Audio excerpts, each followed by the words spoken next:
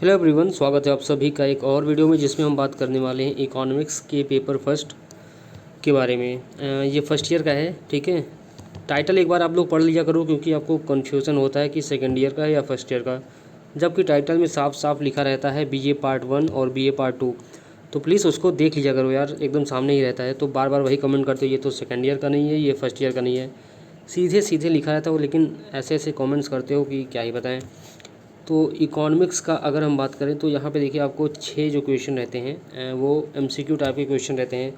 तो उसको आपको लास्ट 3 ईयर के 2017 से लेके 19 तक जितने भी एमसीक्यू हैं एक बार सभी को टिक लगाओ, और जितनी बार भी आप पढ़ने बैठो तो एक बार उसको 2 मिनट टाइम देखिए, फास्ट रिवीजन कर लिया करो, क्योंकि हर बार देखिए तो डिफरेंट डिफरेंट ऑलमोस्ट आए हैं। तो इसको कर लेना 3 साल के 18 क्वेश्चन अगर आप कर लोगे तो होपफुली उसी में से आपको पूरा देखने को मिल जाएगा। बेसिकली ये इस पे डिपेंड करना है कि आपकी पढ़ाई कितने अच्छे से हुई है।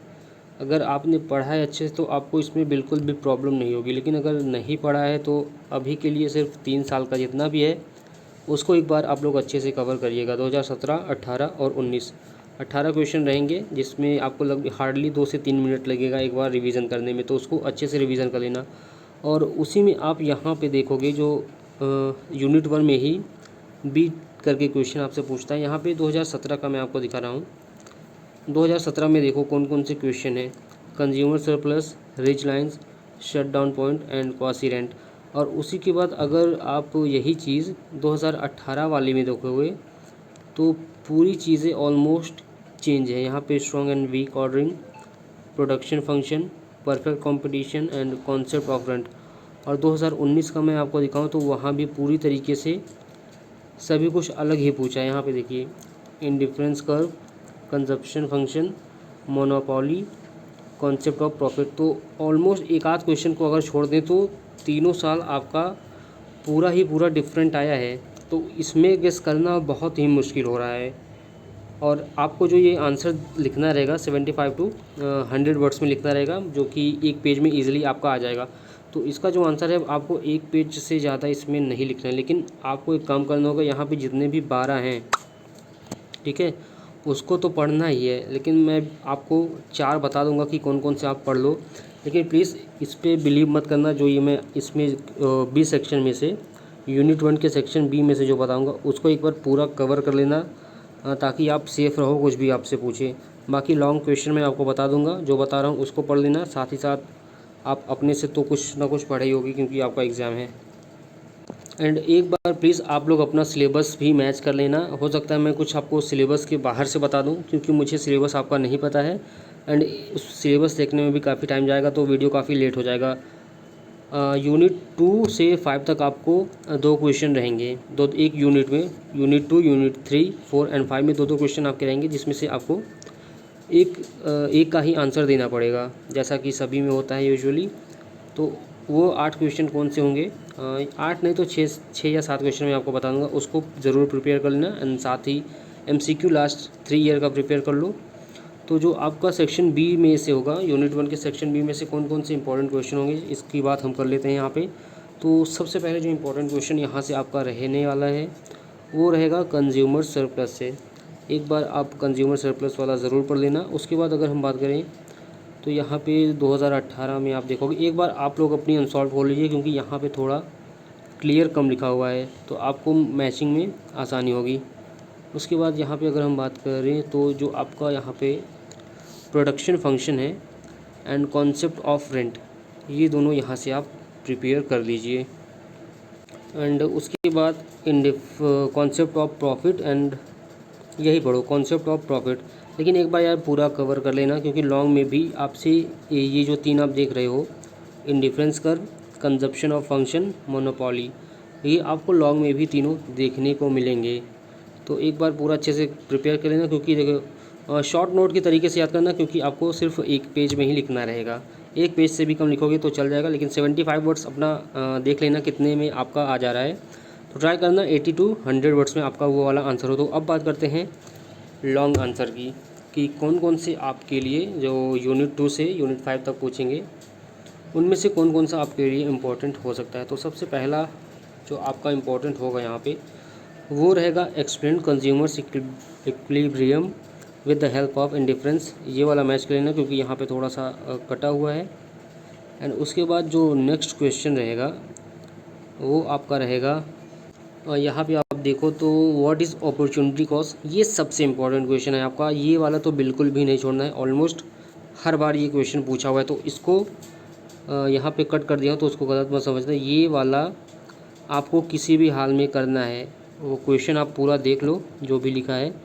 What is opportunity cost, how does the specificity of a factor of production determine rent. जिनको नहीं दिख रहा है उनके लिए मैं बोल भी दे रहा हूँ, वीडियो को अच्छे से सुनो, ताकि अगर नहीं भी दिख रहा होगा तो अब भी आपको अच्छे से समझ आ जाएगा। तो 2 क्वेश्चन अभी आपके हो गए। एंड नेक्स्ट कौन से होंगे उसकी भी बात करते हैं। तो देखिए ये वाला क्वेश्चन यहाँ भी आया, जहाँ अगर वहाँ पे नहीं दिख रहा था अच्छे से तो यहाँ पे आप लोग देख लीजिए। एंड उसके बाद यहाँ पे जो कि आपका पेपर ही है जिसका नाम है micro economics. Describe the nature of micro economics, how is micro economics different from macro economics. तो डिफरेंस मत भी पढ़ना तो चलेगा, लेकिन आप एक बार नेचर ऑफ माइक्रो इकोनॉमिक्स ज़रूर पढ़ लेना, ठीक है। हो सके तो इसको भी पढ़ लेना, लेकिन नेचर ज़रूर पढ़ लेना माइक्रो इकोनॉमिक्स का। एंड उसके बाद जो फोर्थ वाला हमारा रहेगा वो रहेगा what do you understand by cost, define total cost, average cost and marginal cost with diagrams. अगर विथ डायग्राम्स दिया तो डायग्राम आपको ज़रूर बनाना है, क्योंकि डायग्राम्स के भी कुछ नंबर उसमें रहेंगे। एंड उसके बाद ये वाला भी आप प्रिपेयर कर लेना। What is the meaning of market, explain the equilibrium of a firm is in imperfect competition. And एक क्वेश्चन आपका यहाँ पे है जो कि आपको शायद ना दिख रहा होगा, लेकिन एक बार प्लीज़ अपनी अनसॉल्व खोल लेना। और ये जो क्वेश्चन है मैं जितना पढ़ पा रहा हूँ उसको पढ़ दे रहा हूँ। What do you mean by production function. And उसके आगे है गिव डिटेल डिस्क्रिप्शन, ऐसा कुछ करके है। तो एक बार आप प्लीज़ उसको देख लेना क्योंकि ये भी काफ़ी इंपॉर्टेंट क्वेश्चन है आपके लिए। एंड सिलेबस को आपको एक बार ज़रूर देखना है। तो अभी आपके लगभग 5 से 6 क्वेश्चन होंगे, 1-2 क्वेश्चन मैं और बताऊंगा तो उन पे भी आपको अच्छे से प्रिपेयर करना है। एंड यहाँ पे अगर रिचर्डियन थ्योरी है आपका तो इसको भी अच्छे से पढ़ लेना। एक थ्योरी और आपका इसमें रहता है जो कि काफ़ी इंपॉर्टेंट है, उसको भी यहाँ पे देखते हैं, अगर होगा तो आपको उसको भी ज़रूर प्रिपेयर करना है।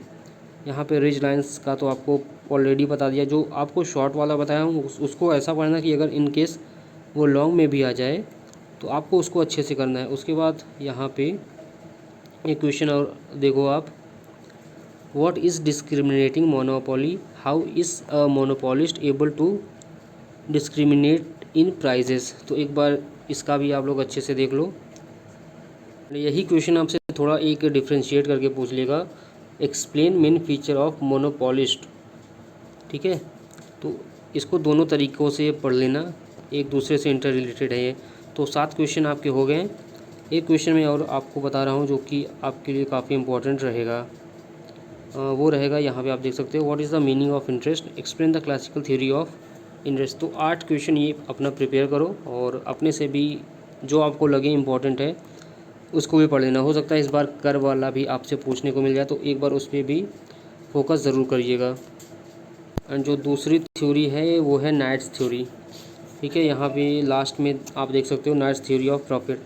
तो इतने क्वेश्चन आप प्रिपेयर करो क्योंकि ये थोड़ा सा देखो इकोनॉमिक्स ऐसा है जिसमें गेस करना भी मुश्किल होता है थोड़ा सा, क्योंकि आप देख सकते हो कितना बड़ा पेपर है। एंड थोड़ा सा मुश्किल है ये औरों की कंपैरिजन में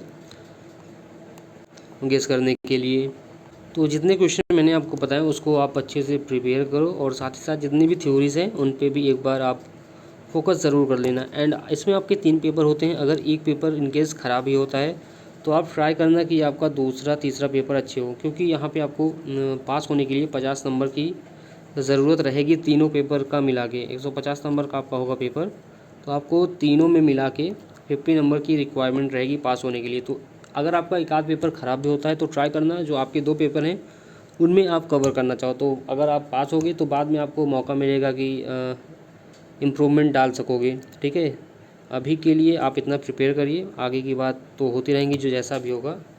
सेकंड और थर्ड पेपर इसका आ जाएगा तो उसके लिए परेशान मत होना, मैसेज वैसेज मत करना, क्योंकि एक पेपर का आता नहीं है, दूसरे पेपर की डिमांड आप लोग करने लगते हो। तो टाइम रहता है, मैं खुद बना देता हूँ आपको टाइम से पहले, एंड सबसे पहले ही आपको प्रोवाइड करा देता हूँ जितने भी गेस्ट पेपर्स रहते हैं। एंड टेलीग्राम ज़रूर ज्वाइन कर लेना, साथ ही साथ चैनल को सब्सक्राइब कर लो।